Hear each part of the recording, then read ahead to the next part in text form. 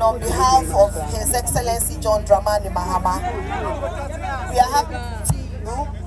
We wish the situation was better than what we are having here. I think from what your leader said, you realize that it's not that there's not been engagement. We heard of this, and when we first engaged, the challenge was that you've been to the Ministry of Employment and you've not had any positive feedback.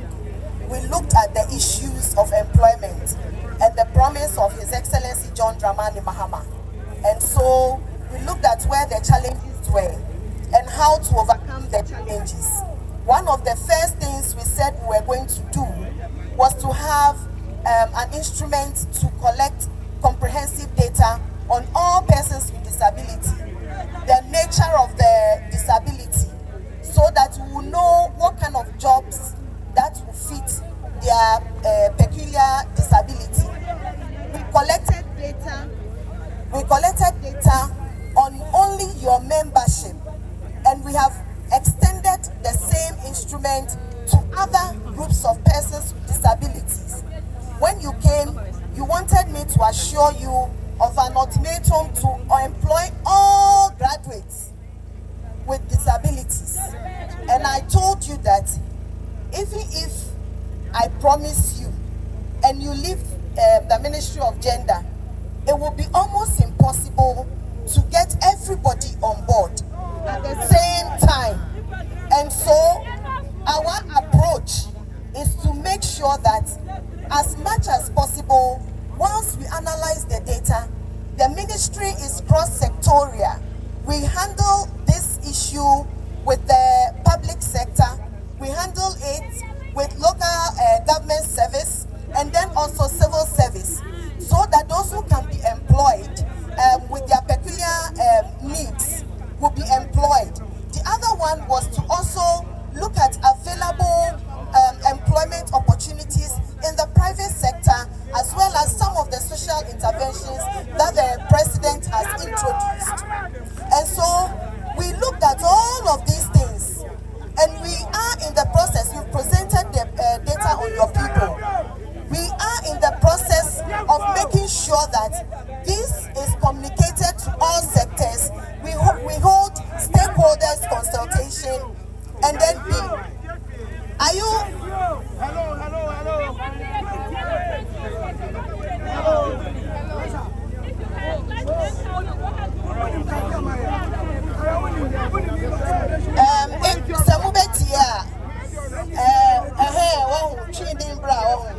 Don't worry. So the information is to be shared across sectors, and some that will not be able to do some specific types of jobs. So it is not a matter of wholesale application. And we were in the process. We've been communicating. The reason why I handed you over to the secretariat is for you to be able to actively engage throughout the processes. And so if the process has truncated along the line, then it is not because we are not responsive to your needs, but it is because of other challenges that tomorrow, next week, next month, and whenever it happens like that, people take it as the normal, excuse me to say, rhetoric. You understand? So for me, that's the only challenge I have. Apart from that, I believe that, as I indicated in my earlier speech, your reception with respect to us has been very phenomenal. That's the most important thing. It's about employment and nothing else. Thank you. Thank you, Gilbert. I think maybe because of the noise, you didn't hear the part of the presentation.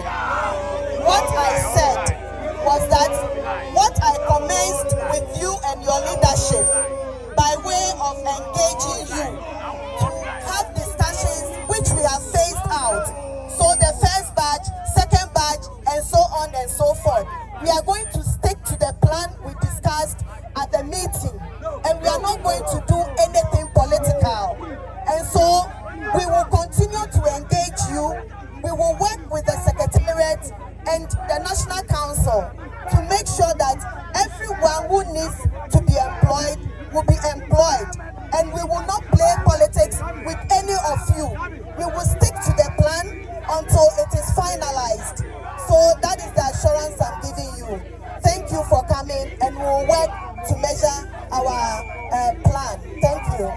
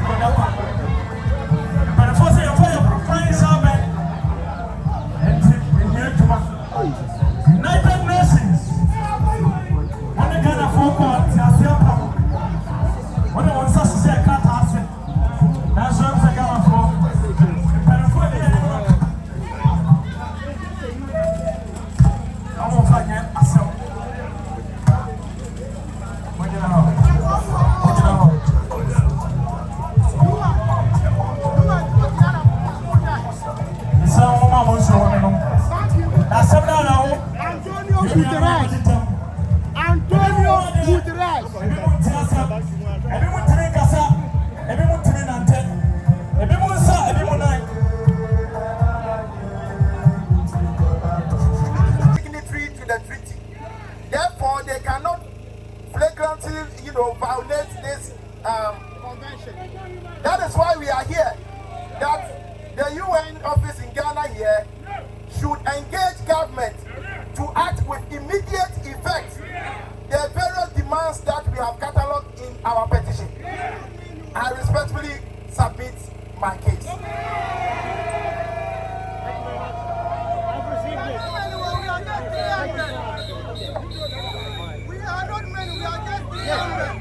Thank you. So, thank you very much for coming to our office, and I've received your petition, and now I'll go and study it. So thank you very much, and wish you good luck in your mission. Thank you.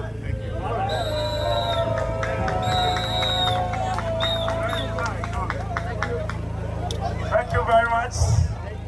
We are most grateful. Let them run if you can have your petition. Running your mission. Why and here to man. We are suffering. Mommy, take your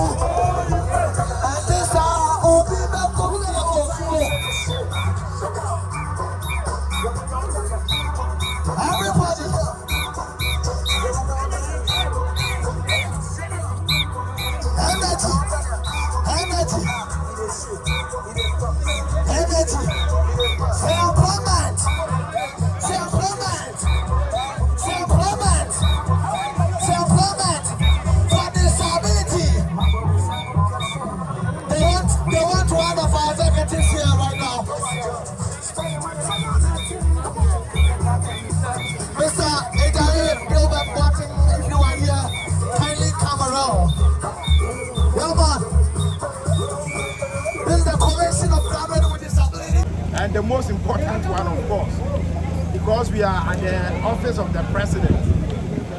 Clearly, we began this engagement about 2 months ago, reminding governments that a number of graduates with disabilities have been in the house for quite some time now. Even though we agree that this challenge did not start under this government, some of these people have been there for 15 years. There's an outlandish situation of one of us being in the house for 19 years, since 2007. We think that this is unusual and this is very repugnant. It's something that must not be entertained. So we gave an ultimatum to government at the time when we released the press statement that our graduates with disability numbering about 300 should be absorbed into the public sector. Even if they can be absorbed into the private sector as well, with some facilitation on the part of government, that is also cool. Especially as we all know what the Disability Act espouses with respect to giving incentives to private sector to be able to employ persons with disabilities by the Act. And we have not complied with it as a country.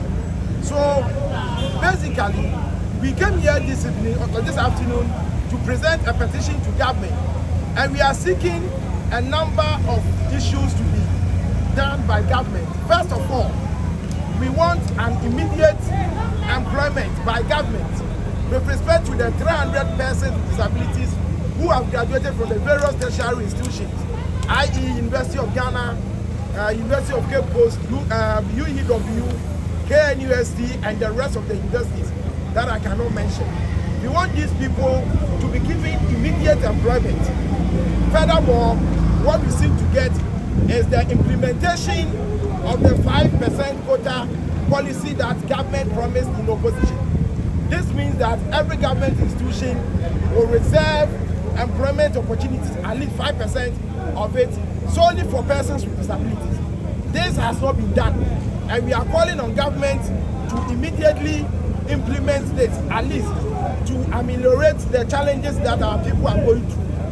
Moreover, we also want government to ensure that every year clearance will be given to persons with disabilities separately from the other able-bodied persons. Because what we have realized is that whenever we allow persons with disabilities to compete with their compatriots without disabilities, we struggle. And there's a lot of discrimination against us. Because usually, as and when you get there looking for employment from any of the institutions, they judge the book by its cover. They tell you are not competent, you don't have the skill.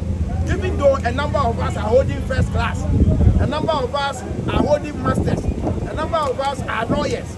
So we think that we are not object of charity. We are here to demand our constitutional right. It's a right that must be given to us, even though we are not, as it were, sounding too entitled. But all that we want government to know is that these people are languishing in poverty. So it is about time government came to their rescue. It is about time these people are at least given some form of employment to also reduce the number of people on the street begging for alms. If as a country we frown on people begging for alms, clearly we want government to give employment so that others who are even on the road seeking or begging for alms will be emboldened to go to school, so that at the end of the day we also get employment. Thank you.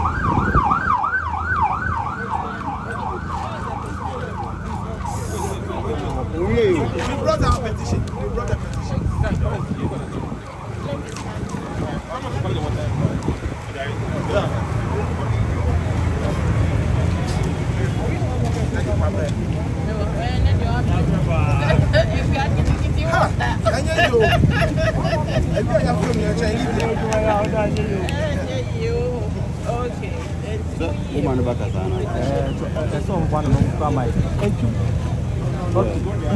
Mucho.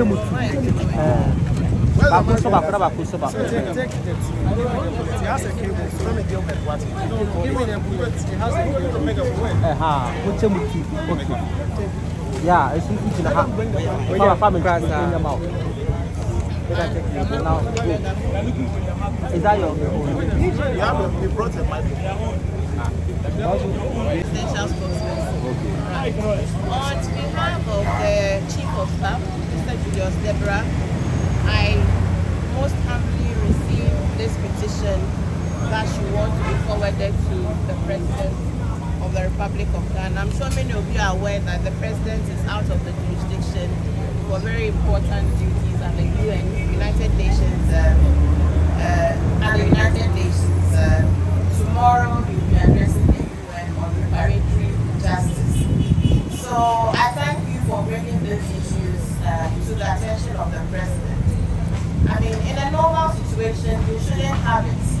We shouldn't have it where all things are equal, that our persons who are differently able would have to walk through scorching sun to make known what is by rights yes to request for. I am so very happy that in your address, Gilbert, right, you mentioned that the President had promised a 5% quota to all persons with disabilities. So what we cannot dispute is the commitment of President John Dramani Mahama to the welfare of our persons who are differently able. You can't dispute that. We're all aware that even within the first year, when others thought we should delay the implementation of the no-fee stress program for persons with disability, the President instructed the Education Ministry through the Student Loan Trust Fund to ensure a speedy implementation of the no-fee stress program. And all of us know that this program has started and persons with disability who get admission into our tertiary institutions are doing so for free. It is true that President John Dramani Mahama committed and still commits to employing our persons with disability.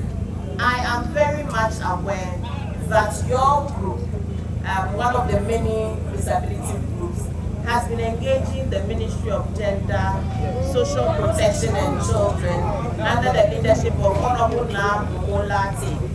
I am also aware that you have been engaging the National Council for Persons with Disability. And I am aware that you all know the processes that have been deployed to ensure that we have the right data and the right deployment system. Because the President cannot make a promise that he doesn't intend to keep, especially in this Resetting Ghana agenda.